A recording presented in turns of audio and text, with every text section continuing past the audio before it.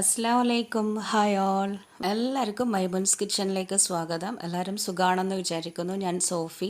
ഇന്ന് ഞാൻ pink sauce macaroni ആയിട്ടാണ് വന്നിട്ടുള്ളത്. വൈറ്റ് സോസും അതുപോലെ തന്നെ റെഡ് സോസും മിക്സ് ആക്കിയിട്ടാണ് പാസ്ത ഉണ്ടാക്കിയിട്ടുള്ളത്. അപ്പോൾ ഇതിപ്പോൾ ഞാൻ മക്രോണിയാണ് യൂസ് ചെയ്തത്. നമുക്ക് ഏത് ടൈപ്പിലുള്ള പാസ്ത വേണമെങ്കിലും എടുക്കാം. ഇതിന് മുമ്പ് ഞാനൊരു വൈറ്റ് സോസ് മാത്രം വെച്ചുകൊണ്ട് അങ്ങനെ ഒരു മക്രോണി ഉണ്ടാക്കിയിട്ടുണ്ടായിരുന്നു. വീഡിയോ കുറച്ച് പേര് കണ്ടിട്ടുണ്ട്. അപ്പോൾ കാണാത്തവർ വീഡിയോ കാണണം കേട്ടോ. ഞാൻ അതിൻ്റെ ലിങ്ക് ഡിസ്ക്രിപ്ഷൻ ബോക്സിൽ കൊടുക്കാം. അപ്പം നല്ല ജ്യൂസി ടാങ്കി നല്ല ക്രീമി ആയിട്ടുള്ള പിങ്ക് സോസ് മക്രോണി ഉണ്ടാക്കുന്നത് എങ്ങനെയാണെന്ന് നോക്കാം. അപ്പോൾ ഇതിനായിട്ട് ഞാനിവിടെ 250 ഗ്രാമിൻ്റെ മക്രോണി എടുത്തിട്ടുണ്ട്. അത് നമുക്ക് ആദ്യം ഒന്നങ്ങ് വേവിച്ചെടുക്കണം.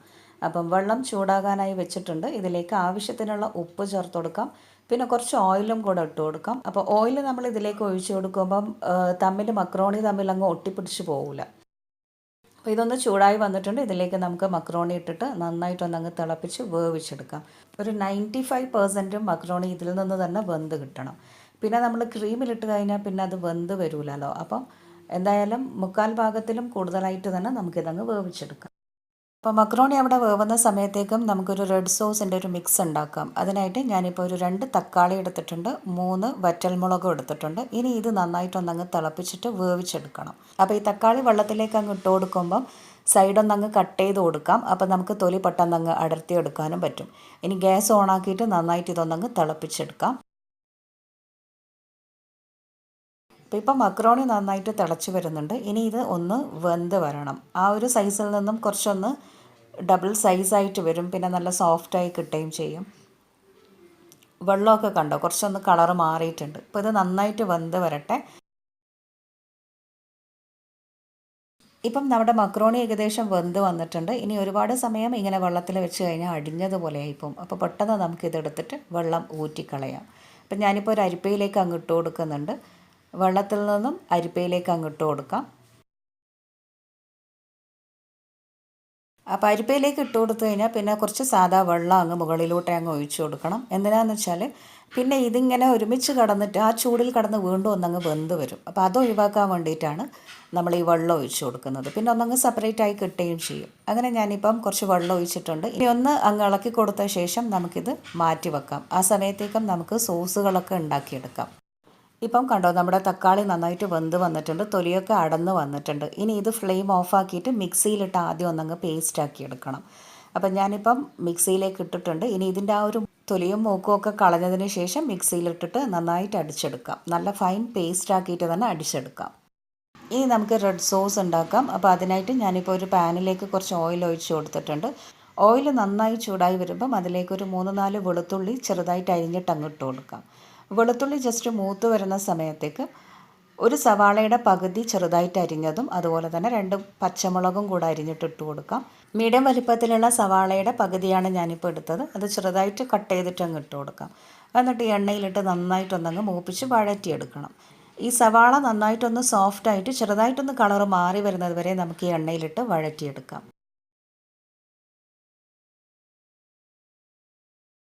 ഇപ്പം തക്കാളിയും വറ്റൽമുളകും വേവിച്ചതുണ്ടല്ലോ, അത് നന്നായിട്ട് ഞാൻ പേസ്റ്റാക്കി വെച്ചിട്ടുണ്ട്.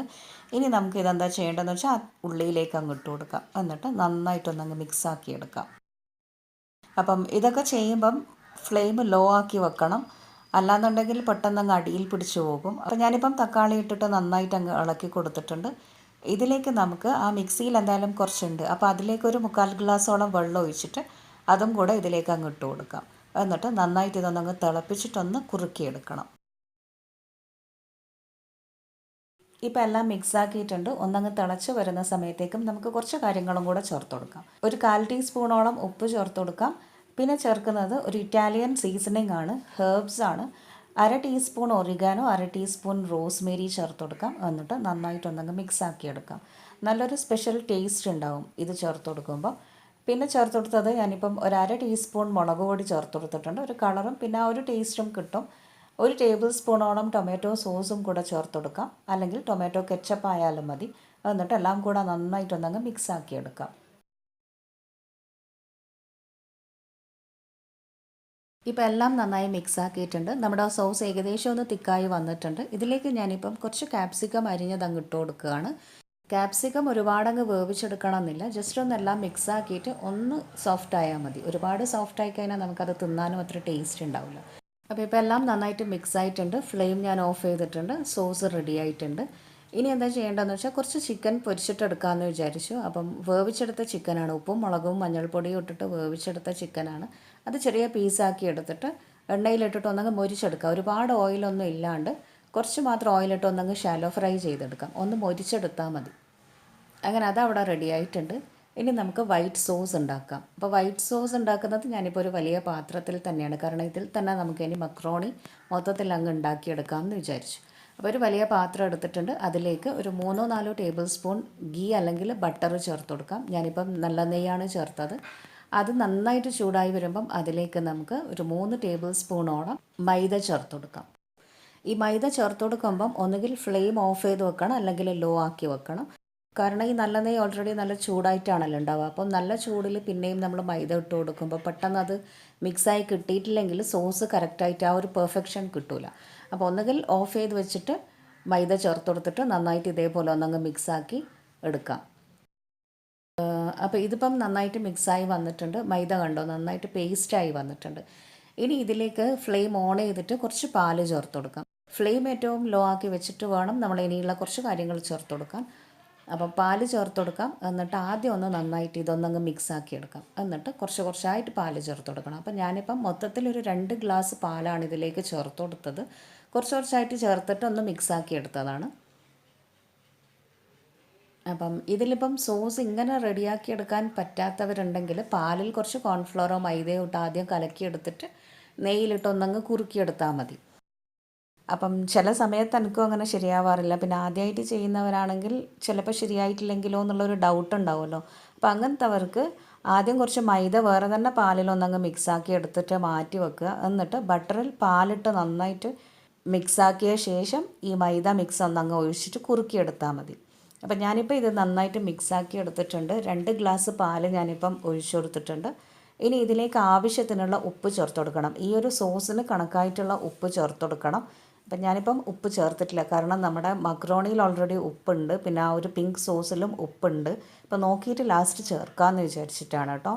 അപ്പോൾ നമ്മുടെ വൈറ്റ് സോസ് ഇപ്പം റെഡി ആയിട്ടുണ്ട്. ഇനി ഇതിലേക്ക് ഞാനിപ്പം നേരത്തെ നമ്മൾ ഉണ്ടാക്കിയ ആ തക്കാളിയുടെ ആ റെഡ് സോസ് ഉണ്ടല്ലോ, അതങ്ങ് ഒഴിച്ചു കൊടുക്കാം. എന്നിട്ട് നന്നായിട്ട് ഒന്നങ്ങ് മിക്സ് ആക്കി എടുക്കാം. അപ്പം ഏകദേശം ഒരു പിങ്ക് കളറൊക്കെ വന്നിട്ടുണ്ട്. ക്യാമറയിൽ ശരിക്കും കാണുന്നില്ല, പക്ഷെ നല്ലൊരു കളറാണിത് കേട്ടോ. ഞാനിപ്പം പ്രത്യേകിച്ചൊരു ഫുഡ് കളറൊന്നും ചേർത്തിട്ടില്ല, ആ ഒരു കളറ് മാത്രമേ ഉള്ളൂ കേട്ടോ. അപ്പം റെഡ് സോസും കൂടെ ചേർത്തപ്പോൾ ഞാൻ ഉപ്പ് നോക്കി, അതിൽ കുറച്ച് കുറവുണ്ട്. അതുകൊണ്ട് ഞാനിപ്പോൾ അങ്ങ് ചേർത്ത് കൊടുത്തിട്ടുണ്ട്. എന്നിട്ട് നന്നായിട്ടൊന്നങ്ങ് മിക്സാക്കി എടുക്കാം. ഇപ്പം നമ്മുടെ ക്രീം എല്ലാം നന്നായിട്ട് റെഡി ആയിട്ടുണ്ട്. ഫ്ലെയിം ഏറ്റവും ലോ ആക്കി വെക്കണം. എന്നിട്ട് ഇതിലേക്ക് നമുക്ക് വേവിച്ച് വെച്ചിട്ടുള്ള ആ മക്രോണി അങ്ങ് ചേർത്ത് കൊടുക്കാം. മക്രോണി ചേർത്തിട്ട് ക്രീമിൽ നന്നായിട്ട് അങ്ങ് മിക്സാക്കി എടുക്കണം.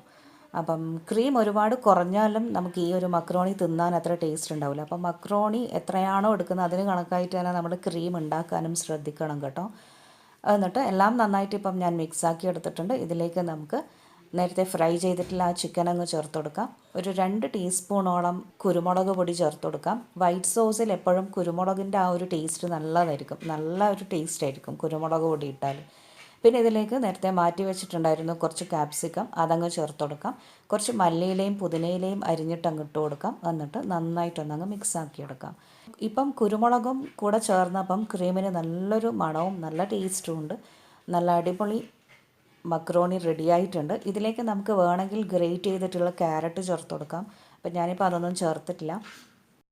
ഇനി ഇതിലേക്ക് ഒരു ടേബിൾ സ്പൂണോളം റെഡ് ചില്ലി ഫ്ലേക്സ് ചേർത്ത് കൊടുക്കാം. ആ ഒരു സ്പൈസി കിട്ടാൻ വേണ്ടിയിട്ടാണ്. വേണ്ടാന്നുള്ളവർ അതങ്ങ് അവോയ്ഡ് ചെയ്തേക്കണം കേട്ടോ. പിന്നെ കുറച്ച് ചീസ് ഗ്രേറ്റ് ചെയ്തതും കൂടെ ചേർത്ത് കൊടുക്കാം. ഈ ചീസ് ഞാൻ എങ്ങനെയാണ് ചീസ് വീട്ടിലുണ്ടാക്കുന്നതെന്ന് കാണിച്ചിട്ടുണ്ട്. ആ സെയിം ചീസ് ഞാൻ രണ്ടാമത് ഉണ്ടാക്കിയപ്പം ഫ്രിഡ്ജിൽ വെച്ചതാണ്. അപ്പം അത് ഗ്രേറ്റ് ചെയ്തിട്ട് അതും കൂടെ അങ്ങ് ഇട്ട് കൊടുക്കാം. എന്നിട്ട് നന്നായിട്ടൊന്നങ്ങ് മിക്സാക്കി എടുക്കാം. ഫ്ലെയിം ഞാൻ ഇത്രയും സമയം ലോ ആക്കിയിട്ട് തന്നെയാണ് വെച്ചത്, ഓരോന്നും ചേർത്തെടുക്കുമ്പോഴും. അപ്പം ഈ ചീസും കൂടെ ചേർത്തപ്പം ക്രീമും ചീസും കൂടിയായിട്ട് നല്ലൊരു എന്താ പറയുക ഇലാസ്റ്റിക് പോലെ ഇങ്ങനെ വലിഞ്ഞു വരുന്ന അങ്ങനെയുള്ളൊരു പരുവത്തിലായിട്ടുണ്ട് നമ്മുടെ മക്രോണി. അപ്പം മക്രോണി ഇപ്പം റെഡി ആയിട്ടുണ്ട്. ഇനി ഇത് ചൂടോടെ നമുക്ക് സെർവ് ചെയ്യാം. അപ്പം നല്ല ക്രീമി ടാങ്കി ആയിട്ടുള്ള മിക്സ്ഡ് സോസ് പാസ്ത ഇവിടെ റെഡി ആയിട്ടുണ്ട്. അപ്പം ഞാനിത് മക്രോണിയിലാണ് ഉണ്ടാക്കിയത്. നമുക്ക് വേണമെങ്കിൽ പെന്നി പാസ്തയിൽ ഉണ്ടാക്കാം, അല്ലാതെ സുരൽ പാസ്തയിൽ ഉണ്ടാക്കാം. അതൊക്കെ ഓരോരുത്തരുടെ ഇഷ്ടത്തിനനുസരിച്ചിട്ട് ഏതാ വേണ്ടതെന്ന് വെച്ചാൽ എടുക്കാം. അപ്പം നല്ല ചൂടോടുകൂടി തന്നെ ഇത് കഴിക്കണം, എന്നാലാണ് അതിൻ്റെ ആ ഒരു ടേസ്റ്റ്. അങ്ങനെ നല്ല അടിപൊളി പിങ്ക് പാസ്ത ഇവിടെ റെഡി ആയിട്ടുണ്ട്. നമുക്കിതിനി പ്ലേറ്റിലേക്ക് സെർവ് ചെയ്യാം. അപ്പം ഞാനിത് ഓരോ സമയത്തും ഇങ്ങനെ എടുക്കുന്ന നേരത്ത് ആ ഒരു ചീസിൻ്റെ ആ ഒരു ഇലാസ്റ്റിക് പോലെ ഇങ്ങനെ വലിഞ്ഞു വരുന്ന പോലെ കാണുന്നുണ്ട്. പക്ഷെ അത് അന്നേരം എടുത്ത് ക്യാമറയിൽ എടുക്കാൻ നോക്കുമ്പോൾ അത് കാണുന്നില്ല കേട്ടോ. അതെന്താണെന്നറിയില്ല. എന്തായാലും നല്ല ചൂടോടുകൂടി തിന്നാൻ നല്ല ടേസ്റ്റ് ഉണ്ട് കേട്ടോ. ഇനി ഇതിന് മുകളിലായിട്ട് കുറച്ച് മല്ലിയില, കുറച്ച് ക്യാപ്സിക്കം അരിഞ്ഞത്, പിന്നെ അതുപോലെ തന്നെ കുറച്ച് റെഡ് ചില്ലി ഫ്ലേക്സും കൂടെ അങ്ങ് സ്പ്രെഡ് ചെയ്ത് കൊടുക്കാം. പിന്നെ ഞാനൊരു മുട്ട പുഴുങ്ങിയിട്ട് വെച്ചിട്ടുണ്ട്. മക്രോണി നൂഡിൽസൊക്കെ ഉണ്ടാക്കുമ്പം മുട്ട പുഴുങ്ങിയത് തിന്നുക എന്നുള്ളത് ഇവിടെ ഒരു സ്ഥിരം പരിപാടിയാണ് കേട്ടോ. അപ്പം നല്ല അടിപൊളി ടേസ്റ്റി ക്രീമി പിങ്ക് പാസ്ത അല്ലെങ്കിൽ മിക്സ്ഡ് സോസ് പാസ്ത ഇവിടെ റെഡിയായി. അപ്പം ഈ ടേസ്റ്റി പാസ്ത എല്ലാവരും വീട്ടിൽ ഉണ്ടാക്കി നോക്കണം, എന്നിട്ട് എന്നോട് അഭിപ്രായം പറയുകയും ചെയ്യണം. നമുക്കൊരു ബ്രേക്ക്ഫാസ്റ്റിനായാലും അല്ലെങ്കിൽ ഒരു പാർട്ടിയിലായാലും സെർവ് ചെയ്യാൻ പറ്റിയ അടിപൊളി പാസ്തയാണിത്. അപ്പം വീട്ടിൽ ഉണ്ടാക്കി നോക്കിയിട്ട് എന്നോട് അഭിപ്രായം പറയൂ. വീഡിയോ കണ്ടിട്ട് ഇഷ്ടമായാൽ ലൈക്ക് ചെയ്യാനും ഷെയർ ചെയ്യാനും നിങ്ങൾ മറക്കരുത്. അപ്പോൾ പുതിയ റെസിപ്പിയുമായി നമുക്ക് വീണ്ടും കാണാം. Till then take care and bye from Maimoon's kitchen. Thank U.